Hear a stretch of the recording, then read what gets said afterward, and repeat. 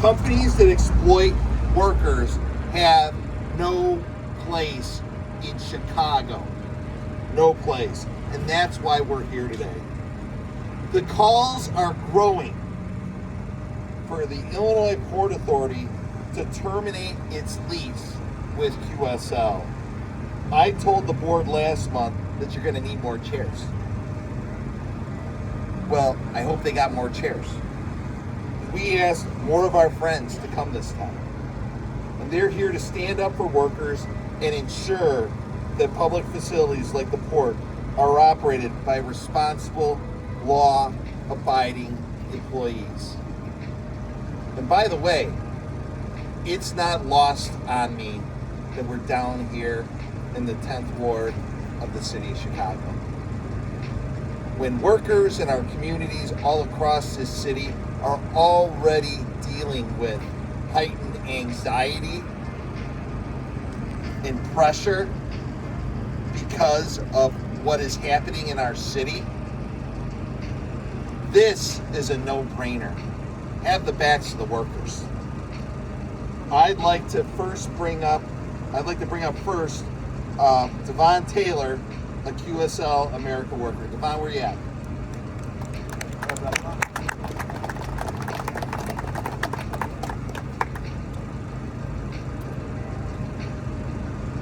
Good morning. My name is Devon Taylor, and I worked here at QSL for 2 years operating heavy equipment. In that time, I've seen dangerous working conditions, no fire protection, little training, and faulty equipment. Workers are sent out to operate cranes and forklifts after watching a 2-hour video. That's not training, that's negligence. The equipment is even just as bad. Most forklifts don't have working horns, some have broken fuel gauges, and others have loss of power steering. I want you to imagine sitting on a forklift, trying to load a semi, with no horn, no power steering, and no idea when you're going to run out of fuel. That's something that we work with every day here at QSL. I went on strike to demand fair treatment and working safety conditions. No one should have to choose between a paycheck and staying safe. I'm asking Illinois' International Port District to hold QSL accountable, fix the safety issues, train workers properly, and address the unfair labor practices charged. If they won't, please terminate the lease. Thank you.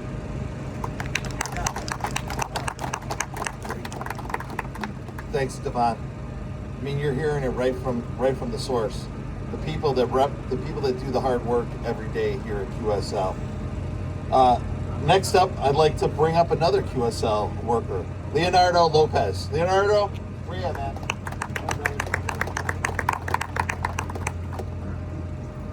Good morning. My name is Leonardo Lopez. I've worked at ASCO for about 5 years, running forklift, trailer, loaders, all kinds of heavy equipment. At the 106th Street location, it was just me and one other coworker. No office staff, no supervision. I was loading trucks, handling office work, sending emails, doing it all. If something happened to my coworker, I couldn't even see them, let alone that's unsafe.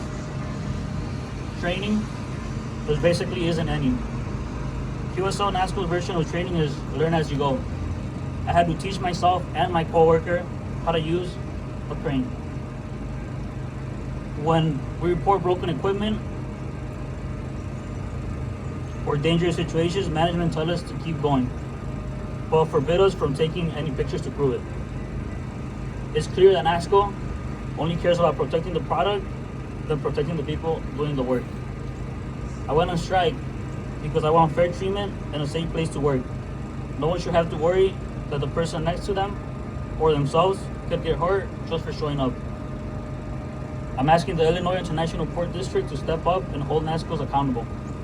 If they won't fix these unsafe conditions or train workers properly, then it's time to end their lease. Thank you.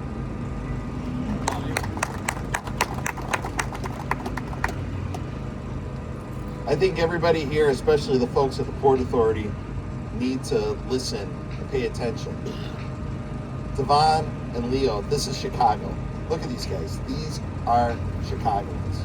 Do you know how much courage it takes for people in this city, what's going on right now with the federal government, to be able to stand up for themselves and speak out? These guys are heroes. Our next speaker is our state treasurer, Michael Frerichs. Treasurer Frerichs. Thank you. Thank you, Bob. Good morning.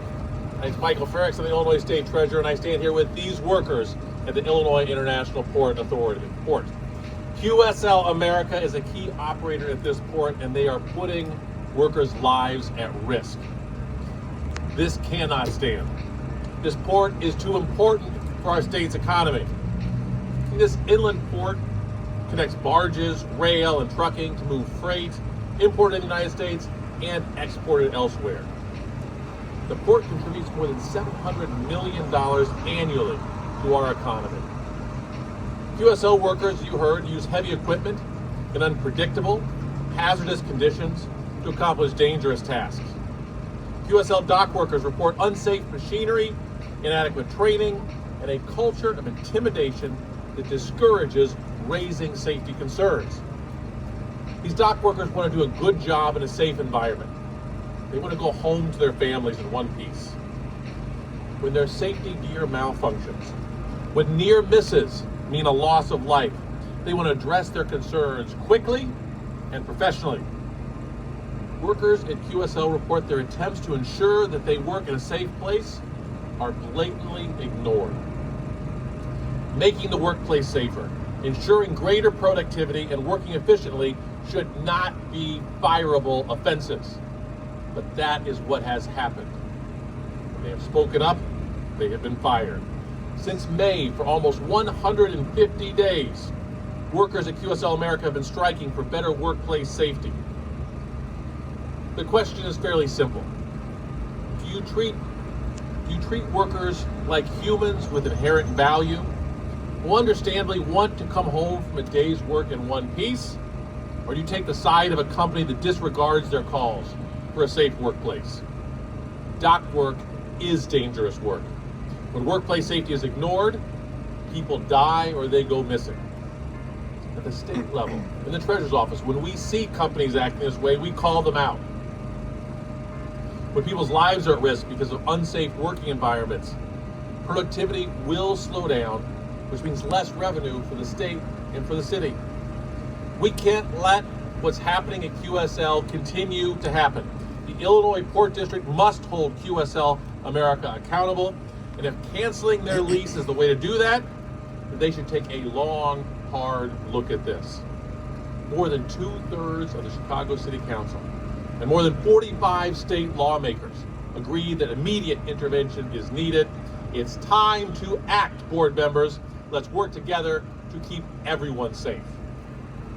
So, next, unless Bob wants it. I got this. I got this. Here's why. I was listening to Treasurer Frerichs speak. Whose port is this? Whose port is this? Do you guys know whose port this is? Did you say it's our port? Yes. Whose port is this? Our port. Whose port is this? Our port. Whose port is this? Our port. Come on, I can be louder. Whose port is this? Hell yeah, it is. And we have heroes and champions that are up here with us. Treasurer Frerichs. We've got our labor chair from the Senate here, Ron Villavalum. We have state reps like LaShawn Ford and our alderman, Peter Chico. And we're gonna get to many more of them. But it's important for people to know this is our port. This is our port. Treat us fairly. Our next speaker is going to be someone who knows this area very well, Congresswoman Robin Kelly.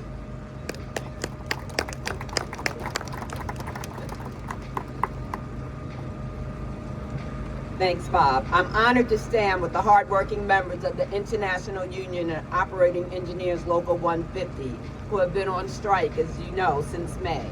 Last month, I joined my colleagues in a letter to the Illinois International Port District. These workers are not just fighting for their own rights, they are standing up for every worker in Illinois and for the values of fairness and safety that we all deserve in our workplaces. As someone with a 100% voting record in support of labor, I am proud to stand with Local 150 and all of organized labor. I have always been and will continue to be a staunch advocate for workers' rights. Labor has always had my full support because I understand when workers win, we all win. What is happening here at the Illinois International Port District is nothing short of injustice. Local 150 members are demanding basic rights: the right to safe working conditions, fair wages, and the freedom to organize without fear of retaliation. But instead of respecting those rights, QSL America has chosen to engage in unfair labor practices that are not just only illegal, but dangerous. Just last month, a steel coil fell from a crane at the Iroquois Landing Terminal, landing in the exact spot where a worker had been standing just moments before. This could have been a tragedy. Instead of taking responsibility and correcting the situation, QSL America has responded by hiring out-of-state strikebreakers, I hear, from Texas, or better yet, scabs, undermining the striking workers who are simply demanding better conditions and respect. Let's be clear. QSL America's actions are not just a labor dispute, they are a matter of public safety. The company's refusal to address these serious safety concerns is putting lives at risk. We cannot allow this to continue. That is why we are calling on the Illinois International Port District to take action. The IIPD must reconsider its lease with QSL America unless the company comes to the table, acknowledges its unfair practices, and commits to making the immediate safety improvements that are needed to protect workers. It's time to show that we stand with Local 150 and that we will not tolerate unsafe conditions or unfair treatment of workers. I am proud to be here with you all today, standing up for what's right. We will continue to fight for the rights of workers, for safe workplaces, and for the dignity that every worker deserves, and for people over profits. Thank you.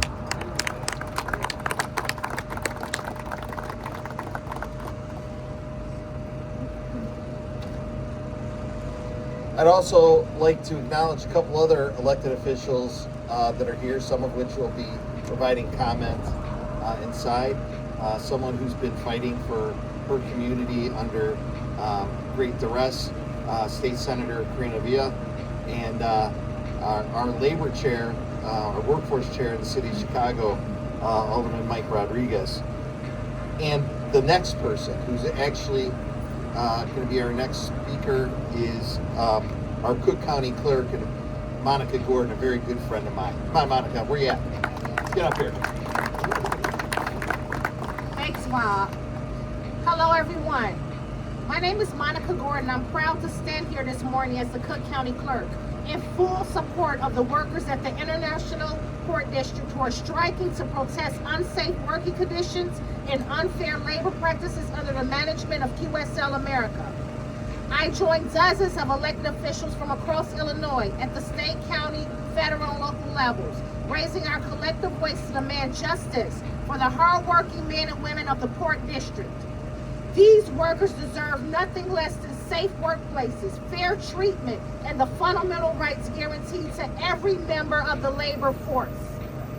As most of us go about our daily lives in Chicagoland, we take for granted the critical role the International Port District plays in our region and across North America.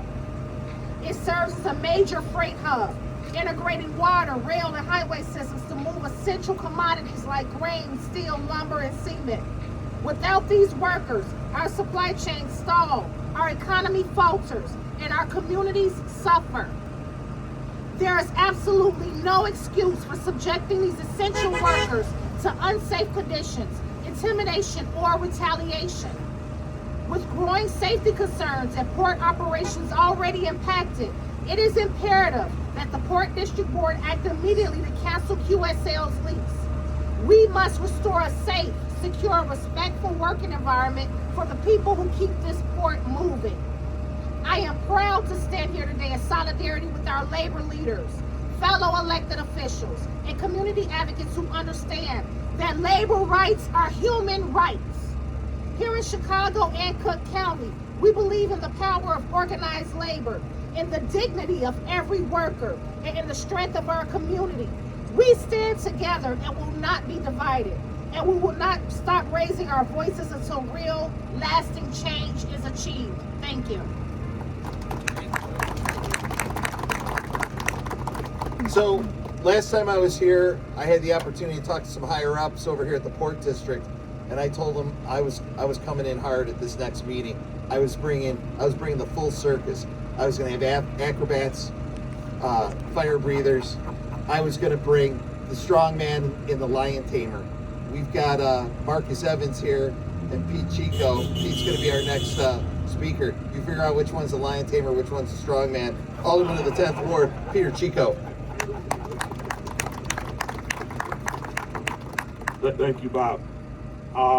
We've heard about the atrocities going on here at the port, but I want to take it a step back and talk about the history of the 10th Ward and why this issue is so deeply personal to me. We talk about Chicago being a labor town. Well, I got news for you. The 10th Ward is a labor ward. I would not be up here if it wasn't for labor. Why, do you ask? My grandfather, John Chico, in the 1970s, pulled off an historic election where he was elected as the first Hispanic union leader of Local 65 at U.S. Steel. And 50 years later, his grandson is fighting the same fight that he fought at U.S. Steel.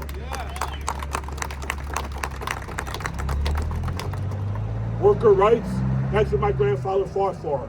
A safer work environment, that's what he fought for. And him looking down today, seeing his grandson 50 years later taking on that same cause. That's why this is personal to me. You're not going to come into my ward, the 10th Ward, and operate like this. So I want to thank all the elected officials standing here with me today. Oftentimes I wonder if they know where the 10th Ward is, but they know where it is now. We have so much going on here. So much going on here. From what we saw on Tuesday, a few blocks from here, to the red line extension ending in my ward, to the largest project in the history of the city, the quantum development coming a few blocks away. The eyes of the country are on the 10th Ward. So we are asking the port to terminate this lease. Thank you. I want to thank all of our speakers for coming, but the clock is ticking and we got to go tell those people what we think. Thank you. Let's do it.